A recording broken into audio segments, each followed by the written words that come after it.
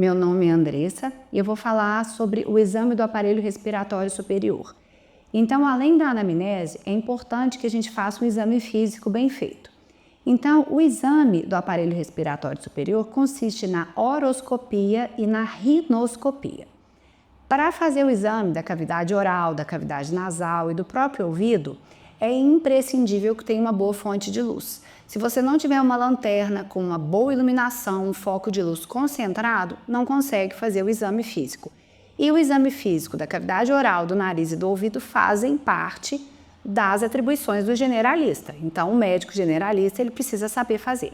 Para a gente conseguir fazer a oroscopia, além do exame, além desse foco de luz, a gente precisa ter um abaixador de língua, uma espátula, pode ser de madeira, pode ser de metal, tudo vai depender do lugar que a gente tiver.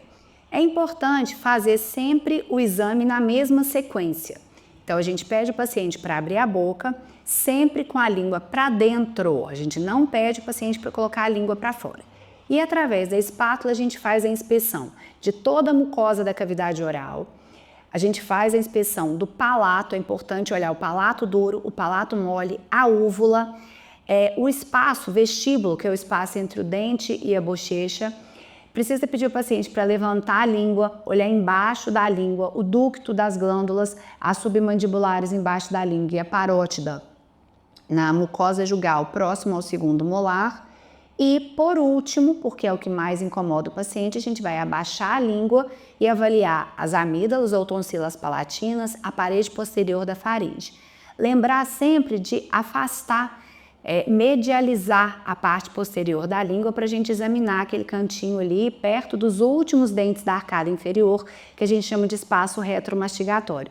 É um espaço onde a gente pode ter lesão, inclusive cancerígena. Então, a gente sempre faz o exame na mesma ordem para não esquecer, lembrar da classificação do palato e da classificação das amígdalas, a classificação de Mallampati. E as amígdalas a gente classifica com grau 1, 2, 3 e 4. Grau 1 elas ficam dentro da loja amigdaliana, grau 2 elas ultrapassam, não passando 50%. Grau 3 ela ocupa mais ou menos 75% e grau 4 elas se tocam na linha média. Tem algumas imagens aqui de alterações, então uma amidalite aguda bacteriana, a gente vê uma amígdala demasiada, com muitas placas. A viral, em geral, a gente tem mais um processo nela, mais avermelhada, com mais um exudato.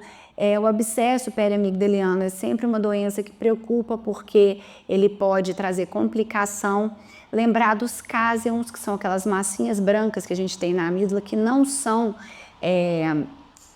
placas, eles são normais, Eles são umas massinhas que dão ali, não indica infecção, tá? E lembrar das lesões cancerígenas também. Então, quem faz diagnóstico de câncer de boca é dentista e médico durante a oroscopia. Então, é muito importante que a gente tenha esse cuidado. Tá? A rinoscopia é o exame da cavidade nasal, a gente precisa de uma fonte de luz.